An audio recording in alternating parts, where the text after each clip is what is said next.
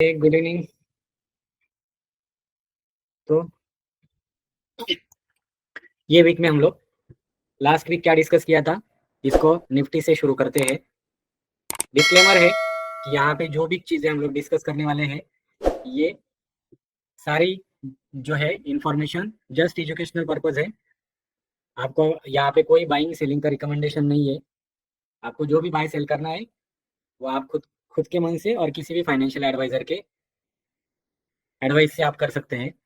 Last time हमने discuss किया था कि market sideways to down side है और लोअर साइड में 24,450 से लेके 24,150 के एरिया में यहाँ पे हमें सपोर्ट या फिर नियर टर्म यहाँ पे बाइंग इंटरेस्ट होते हुए दिख सकता है, क्योंकि इसका रीजन हमने बोला था कि 24,550 पे आपका 20 का वीकली ईएमए था।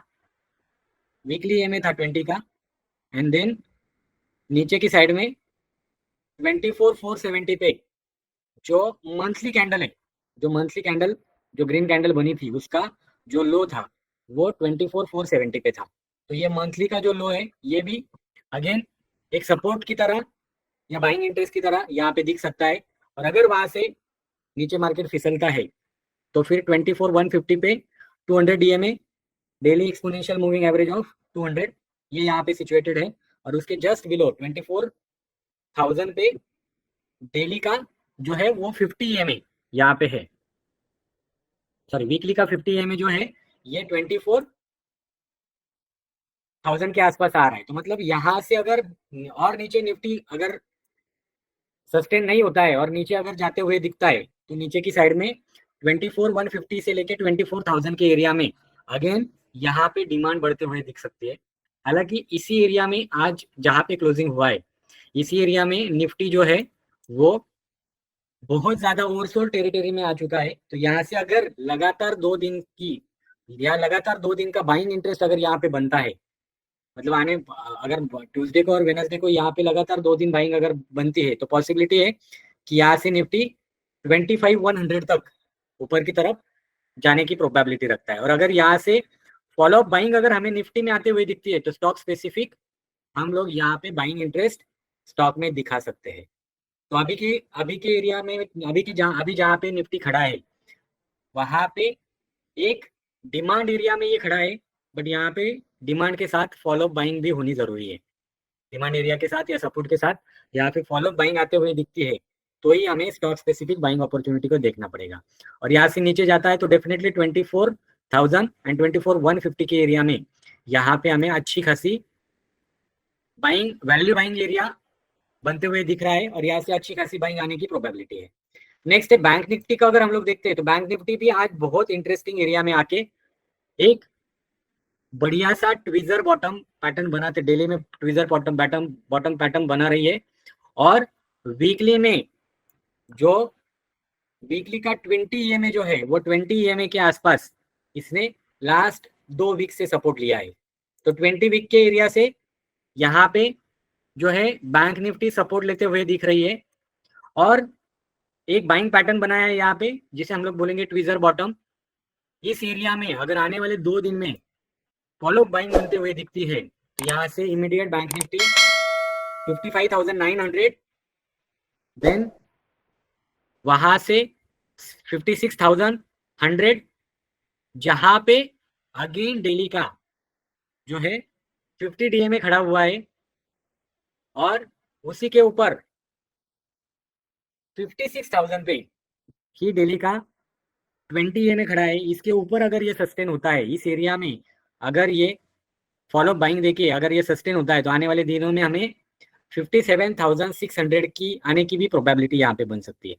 डेफिनेटली अगेन एक बाइंग एरिया में या डिमांड एरिया में बैंक निफ्टी भी खड़ा है। जस्ट यहाँ पे नीड है कि फॉलो बाइंग बने। अगर यहाँ से फॉलो बाइंग नहीं बनती है तो नीचे की साइड में 54,500 के आसपास इस एरिया में हमें बैंक निफ्टी में अगेन यहाँ पे वैल्यू बाइंग एरिया या ओवरसोल्ड एरिया में बैंक निफ्टी आते हुए दिखेगी और यहाँ से एक रिवर्सल होने की प्रोबेबिलिटी बन सकती है। और अगर ये रिवर्सल की प्रोबेबिलिटी बनती है या अभी फॉलो बाइंग आती है तो किसी भी फाइनेंशियल सेक्टर के जो अच्छे स्टॉक्स है वहां पे हम लोग बाइंग अपॉर्चुनिटी को देख सकते हैं। अगेन हमारा आज का वीकली बाजार टॉप का जो स्टॉक है वो है टाटा मोटर। बहुत इंटरेस्टिंग स्टॉक है। स्टॉक की हिस्ट्री भी अगर हम लोग देखते हैं तो कई लोगों ने बोला था कि टाटा मोटर ये ऑटो मैन्युफैक्चरिंग सेगमेंट में आया है, ये सस्टेन नहीं करेगा। देन बहुत सारी विदेशी कंपनियों ने बोला था कि ये बिल्कुल मतलब बर्बाद होने वाली कंपनी रहने वाली है। और उसके बाद टाटा मोटर ने खुद को खड़ा ही नहीं किया, बल्कि खुद में इतनी अच्छी इंप्रूवमेंट की और दुनिया को दिखा दी कि टाटा ग्रुप कुछ भी कर सकता है।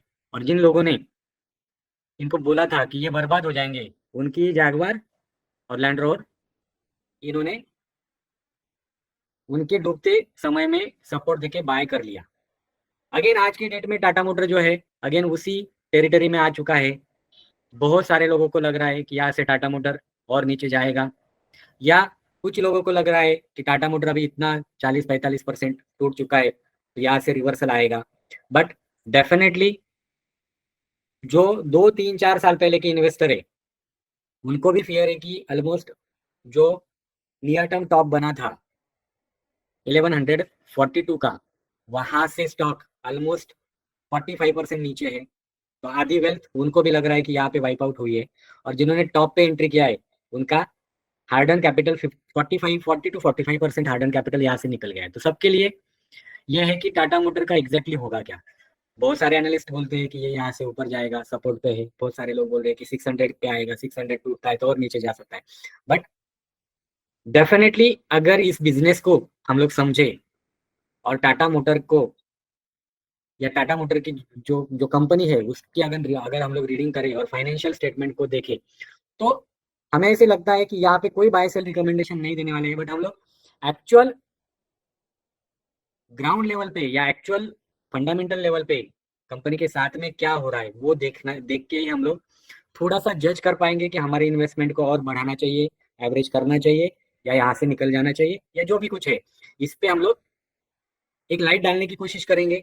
सबसे पहले स्टार्ट करते हैं कि टाटा मोटर का जो मार्केट कैपिटल है वो ऑलमोस्ट 2.5 लाख करोड़ के आसपास है। इंडिया की one of the best manufacturing company है। और लैंड रोवर और जागवार लेने के बाद उन्होंने उस प्लेटफॉर्म का यूज करके हमारी इंडिया की जितने भी टाटा की कार्स है उनका मतलब अल्टीमेट उनका लुक ही बदल दिया है और एडवांस कार में कन्वर्ट किया है। राइट। तो इसका करंट प्राइस जो है आज के डेट की जो क्लोजिंग है 654 है। और इसका जो प्रेजेंट पी है स्टॉक का प्राइस टू अर्निंग ये 11 पे चल रहा है। लास्ट 5 ईयर का पी जो है वो 15 है। तो खुद के कंपैरिजन में स्टॉक जो है वो बहुत सस्ते वैल्यूएशन पे है। अगर हम लोग इस स्टॉक का इस इंडस्ट्री का मतलब ऑटो इंडस्ट्री का अगर पी देखते हैं तो वो 36 है। मतलब वहां से ऑलमोस्ट 3 गुना नीचे ये स्टॉक का पी ट्रेड हो रहा है। तो मतलब यहाँ पे अल्टीमेटली चीज यहाँ पे लोग लग रही है कि स्टॉक बहुत ज्यादा सस्ता है। बट हमेशा याद रखो कि हर सस्ती चीज आगे चल के महंगी बनेगी ही बनेगी, ऐसा नहीं होता है। राइट। यहाँ पे अगर प्राइस टू बुक देखते हैं तो इसका बुक वैल्यू जो है वो 315 है। बुक वैल्यू क्या होता है, अगर कंपनी अपना एट प्रेजेंट जो कुछ बिजनेस है वो सारा बिजनेस बेच दे और वहां या जो असेट्स है, जो उनकी इन्वेंट्रीज है, जो सारी सारी जो असेट है वो बेच दे, और जो भी डेट कंपनी ने लिया हुआ है वो अगर रीपे कर दे, और वो रीपे करने के बाद जो पैसा बचेगा वो इन्वेस्टर को अगर बांट दे, तो हर एक शेयर के लिए कितना पैसा मिलेगा, तो वो आज के डेट में 315 रुपीज। मतलब ये 315 रुपीज जो है वो purely intrinsic value of Tata motor है। और इस वैल्यू के हिसाब से आज की जो प्राइस है मतलब टाटा मोटर जो है जस्ट 2x गुड वैल्यू पे ट्रेड हो रहा है। आज के डेट में बहुत सारे स्टॉक है कि वो 15x 16x पे उनके बुक वैल्यू के ऊपर ट्रेड हो रहे हैं। तो डेफिनेटली स्टॉक तो आज के डेट में बहुत सस्ता है, ये हमें एग्री करना पड़ेगा। इसका प्राइस टू बुक वैल्यू जो है वो जस्ट 2 है। यहाँ पे हम लोग अगर रिटर्न ऑन इक्विटी देखते हैं तो टाटा मोटर का रिटर्न ऑन इक्विटी आज के डेट में 28% है, डबल डिजिट और अच्छा खासा।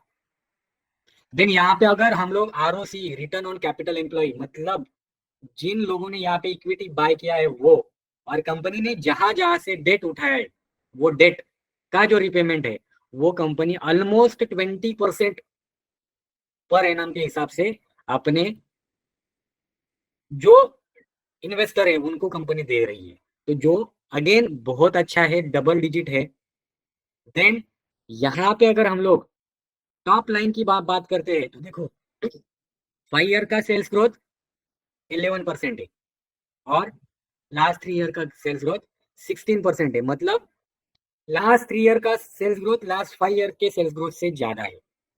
सेम अगर प्रॉफिट ग्रोथ की बात करते हैं तो लास्ट 5 ईयर के प्रॉफिट से लास्ट 3 ईयर का प्रॉफिट ग्रोथ ऑलमोस्ट 65 है।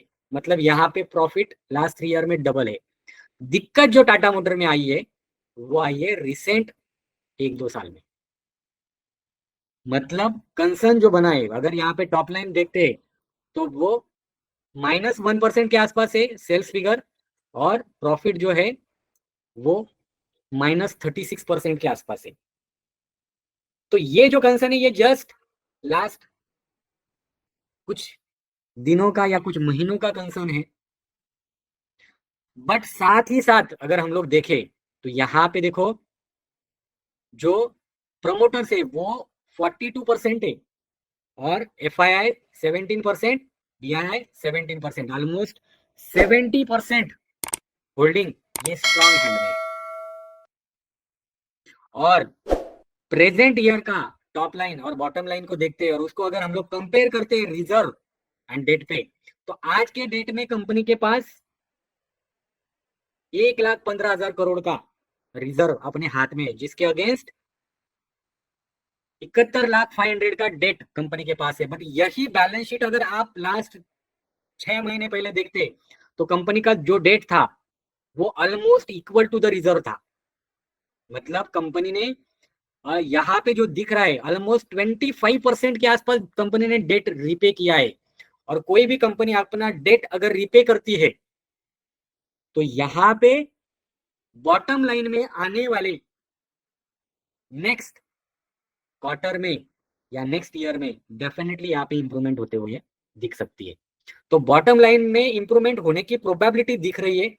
जरूरी है कि टॉप लाइन का जो ग्रोथ है, और इनका टॉप लाइन का जो भी ग्रोथ है वो डिस्टर्ब हुआ है लैंड रोवर और जैगवार, ये जो प्रीमियम सेगमेंट की जो गाड़ियां है, ये जो टाटा मोटर बना रही है, ये इसका जो बेस है ये यूएस और यूके में इसका बड़ा मार्केट है। और वहां पे जो आज के डेट में यूएस इकोनॉमी का जो रिसेशन पकड़ लो या इन्फ्लेशन का फियर पकड़ लो, या प्रेजेंटली ट्रंप ने जो टेरिफ अनाउंस किया है इंडियन कंपनी पे, उसकी इफेक्ट की वजह से वहां पे जो सेल्स यानी टॉप लाइन ग्रोथ है वो स्लो हुआ है। तो हम लोग यहाँ पे मोटा मोटी ये बोल सकते हैं कि लास्ट अगर 3 ईयर को देखते हैं तो टाटा मोटर में हमें कोई दिक्कत नहीं दिख रही है। दिक्कत आई है लास्ट 1 ईयर से, और ये अगर दिक्कत आने वाले ईयर में सेल्स बढ़ा के और प्रॉफिट को बढ़ा के अगर टाटा मोटर इसको इंप्रूव करता है तो डेफिनेटली अगेन टाटा मोटर उसके उस ट्रैक पे आ जाएगा जहां पे लोग बोल रहे थे अभी 1,000 रुपए क्रॉस कर दिया, नेक्स्ट टारगेट जो है वो 2,000 का है। बट इसके लिए कंपनी को ग्राउंड लेवल पे सेल्स को बढ़ाना पड़ेगा। इसके लिए प्रोडक्ट को और ज्यादा बढ़िया बनाना पड़ेगा। देन प्रॉफिट की तरफ या प्रॉफिट मार्जिन पे वर्क करना पड़ेगा, फिर जाके ये चीजें होने वाली है। तो ये ईयर का जो भी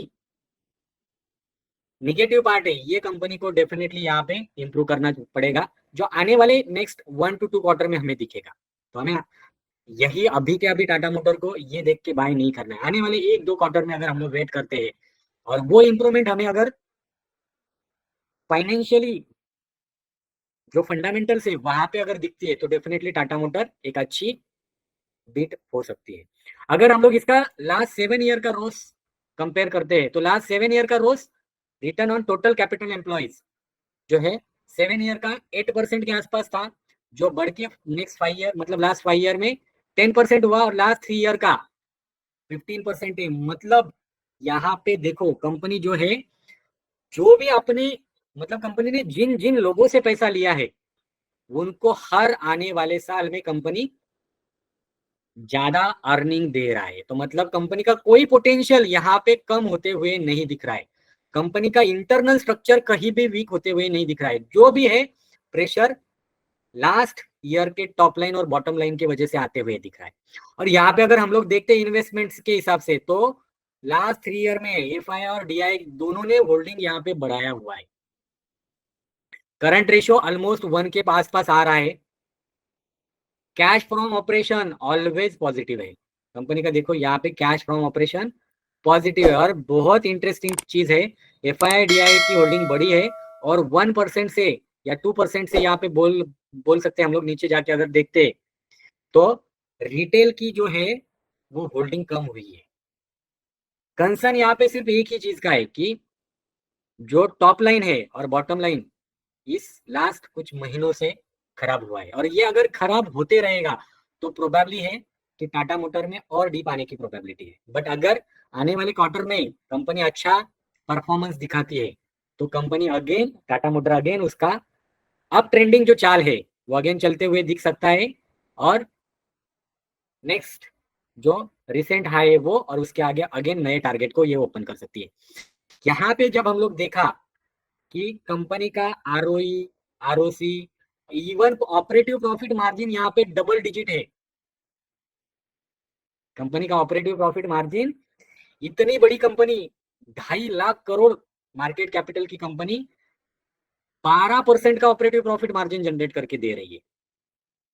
और अगर टॉप लाइन बॉटम लाइन सुधरता है और अगर ऑपरेटिव प्रॉफिट मार्जिन पे कंपनी ध्यान देती है तो डेफिनेटली कंपनी और भी बढ़िया काम कर सकती है। यही हमने, ये हमारा जो साइड पैनल हमने जो बनाया है इस पे हमें यही दिखा कि कंपनी डेफिनेटली फंडामेंटली इंप्रूव हो सकती है।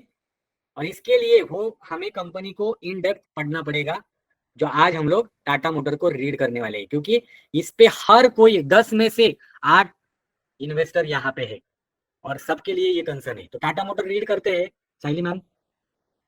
Yes, sir. Tata Motors Limited. Tata Motors Group is a leading global automobile manufacturer, part of illustrious multinational conglomerate, the Tata Group. It offers a wide and diverse portfolio of cars, sports, utility vehicles, trucks, buses, and defense vehicles to the world. It has operations in India and the UK, South Korea, South Africa, China, Brazil, Austria, Slovakia, through a strong global network of subsidiaries, associate companies, and joint ventures, including Jaguar Land Rover in the UK and Tata Daewoo in South Korea. Business segments: Jaguar Land Rover 71% in 9 months financial year 25 versus 67% in financial year 2022. The company offers premium luxury vehicles through Jaguar Land Rover, which it acquired in 2008 for 2.3 billion. The Jaguar brand offers luxury sedans, electric vehicles, and sports cars, while Land Rover focuses on SUVs and off-road vehicles. Wholesale volumes: units triple zeros. Range Rover 161.3 in 9-month financial year 2025 versus 201.1 in financial year 2024. Defender 83.9 in financial year 2025 versus 114.6 in financial year 2024. Discovery 24.5 in 9-month financial year 2025 versus 36 in financial year 24. Jaguar 19.8 in 9-month financial year 2025 versus 49.6 in financial year 2024. Geography-wise wholesale volume mix: North America 33% in 9-month financial year 2025 versus 26% in financial year 2024. UK 19% in 9 months financial year 2025 versus 21% in financial year 2024. Europe 18% in 9 months financial year 25 versus 20% in financial year 24. China 13% in 9-month financial year 25 versus 13% in financial year 24. ROW 16% in 9 months financial year 25 versus 20% in financial year 2024. Tata Commercial Vehicles 17% in 9-month financial year 2025 versus 19% in financial year 2022. The company is India's largest CV manufacturer with a domestic Vahan market share of 37.7% of 9-month financial year 2025 versus 41.7% as of financial year 2023. It offers a range of products and services across cargo and public transportation segments, including trucks, buses, and vans. Total sale volumes: domestic HCV trucks 27,130 in Q3 financial year 25 versus 29,656 in Q3 financial year 24. ILMCV trucks 15,897 in Q3 financial year 25 versus 15,411 in quarter financial year 24. Passenger carriers 10,001 in Q3 financial year 25 versus 7,704 in Q3 financial year 24. SCV cargo and pickup 38,232 in Q3 financial year 25 versus 38,964 in Q3 financial year 24. International businesses 4,510 in Q3 financial year 25 versus 4,791 in Q3 financial year 24. Tata passenger vehicles 11% in 9-month financial year 25 versus 11% in financial year 2022. The company's passenger vehicles (PV) portfolio comprises sedans, SUVs, electric vehicles, EVs, etc. It ranks as the third largest car manufacturer in India's PV sector, holding a 13.3% domestic PV Vahan market share in 9-month financial year 25 and a 53% EV Vahan market share in Q3 financial year 25. Additionally, it has India's second largest PV sales network and an EV charging infrastructure with 18,100 plus stations. In Q3 financial year 25, the company launched the 2025 Tiago, Tiago EV, and Tigor with updated tech design and colors. Total sale volumes. Total PV domestic includes EV 1,39,424 in Q3 financial year 25 versus 1,37,875 in Q3 financial year 24. EV international plus domestic 16,119 in Q3 financial year 25 versus 15,232 in Q3 financial year 24. Other 1% in 9 months financial year 25 versus 3% in financial year 2022. The company offers vehicle financing services through independent dealers and a branch network. It has disbursed rupees 17,884 crores and rupees 18,334 crore in vehicle financing in India during financial year 24 and financial year 23 respectively. Geographical split: India 29% in 24 versus 29% in financial year 2022. USA 15% in financial year 24 versus 16% in financial year 2022. China 13% in financial year 24 versus 15% in financial year 2022. Europe 13% financial year 24 versus 12% in financial year 2022. ROW 30% in rest of the world 30% in financial year 24 versus 28% in financial year 2022. Manufacturing facilities. The company operates 25 manufacturing units across India, China, North America, Europe, and the UK. Capex. The company targets to spend rupees 8,000 crore on capex in financial year 25 with rupees 6,000 crore already spent as of 9-month financial year 25. In September 2024, it inaugurated a new vehicle manufacturing facility in Tamil Nadu. R&D. The company operates 9 R&D centers focused on developing advanced safety technologies, including ADAS, driver health monitoring systems, and connected vehicle platforms. In financial year 24, its R&D expenditure accounted for 6.7% of revenue versus 5.5% in financial year 2022. The company has obtained 670 patents and 424 design applications. Demerger. In March 2024, the board approved a demerger to create two separately listed entities, one dedicated to commercial vehicles business and the other encompassing the passenger vehicle segment, including PV, EV, and JLR. The transition is expected to be completed by October 2025. Okay, तो यहाँ पे हमने देखा कि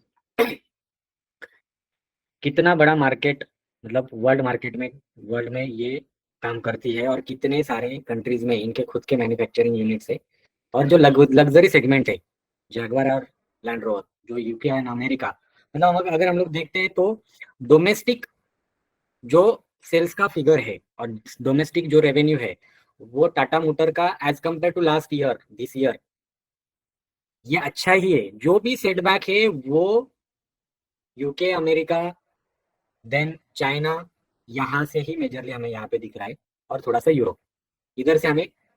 और इसका reason है कि चिप्स का डिमांड, मतलब चिप्स का जो मैन्युफैक्चरिंग कम होना, उसके साथ ट्रम्प का टेरिफ, यूएस का रिसेशन, देन ये सारी चीजें। अदरवाइज टाटा ग्रुप जो भी चीजें मैन्युफैक्चर कर रहा है, ये वर्ल्ड क्लास मैन्युफैक्चरिंग यूनिट्स है। आरएनडी में भी हमने देखा कि कितना कंपनी खर्चा कर रही है, लेकिन हमने ये भी देखा कि कैपेक्स, कितना बड़ा कैपेक्स कंपनी ने किया है। और इनके जो प्रोडक्ट है वो एक बार हम लोग देख लेते हैं हमेशा की तरह कि कंपनी के पोर्टफोलियो में क्या प्रोडक्ट है। तो हम लोग जाएंगे, पीपीटी ओपन करेंगे, तो यहाँ पे देखो मेजरली ये लार्ज मोटर व्हीकल, देन आपका इंडिया का जो टाटा ब्रांड है वो, और जैगुआर एंड लैंड रोवर, ये इनका जो है, ये सेगमेंट में कंपनी का सारा मैन्युफैक्चरिंग है। Then again Jaguar, Land Rover, और नए टायर्स हुए हैं। देन अगेन लार्ज व्हीकल में एक अगेन फॉरेन कंपनी को टाटा ने एक्वायर किया है, जिसका बिजनेस भी हमें आने वाले जो भी क्वार्टर्स है वहां पे हमें दिखने वाला है। टाटा का इंडिया में सिर्फ छोटी कार्स बनाना ये मेन बिजनेस नहीं, तो इंडिया का मेन बिजनेस है कमर्शियल व्हीकल, और जिसका हमने देखा कि 24 से 25 का जो बिजनेस है वो अच्छा खासा बढ़ा है।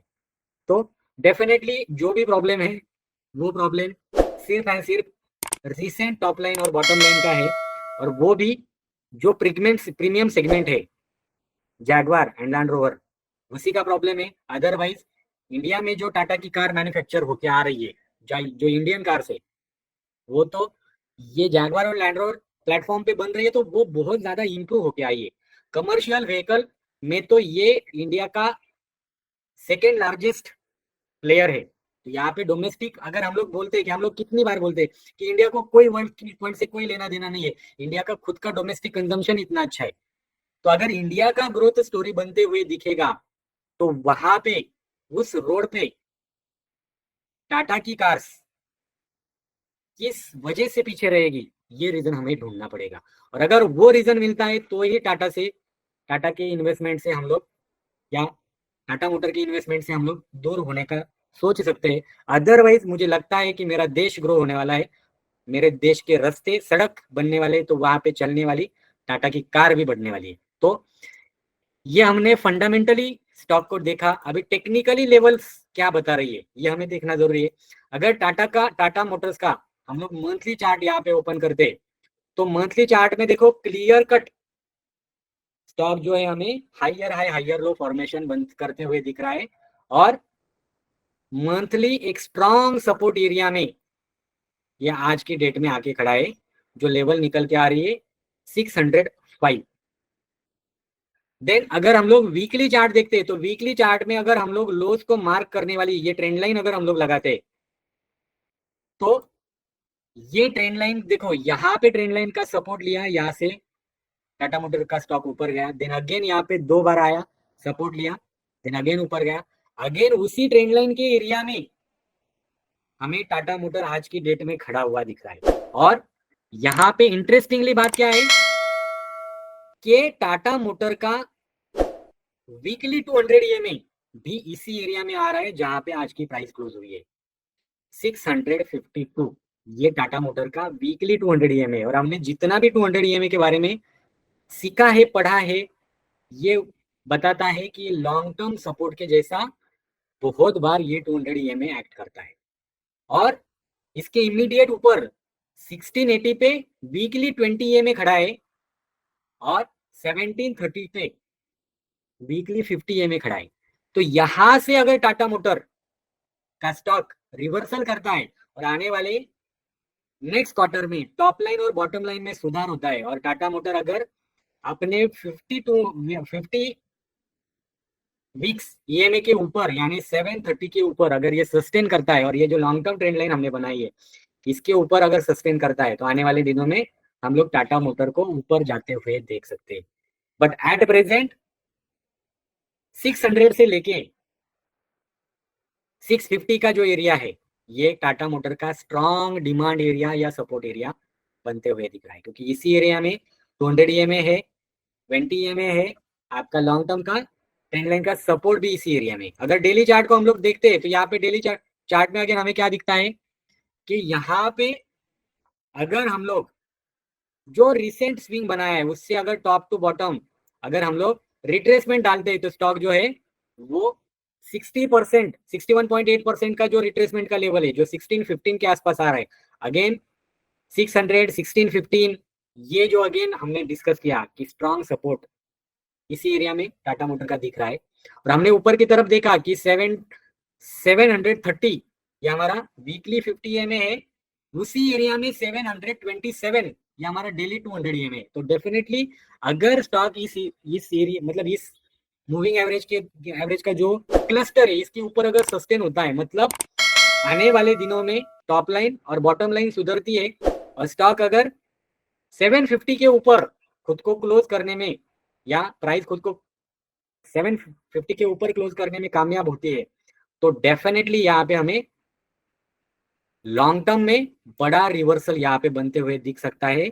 और यहाँ से हम लोग बोल सकते हैं कि स्टॉक अगेन अपना जो अप ट्रेंड है higher high higher low formation में वापिस आ सकता है। बट डेफिनेटली आज के डेट में टॉप लाइन बॉटम लाइन में दिक्कत तो नजर आ रही है, but capex, manufacturing facilities, world class design, ये टाटा मोटर को डेफिनेटली यहाँ पे अट्रैक्टिव बनाता ही बनाता है।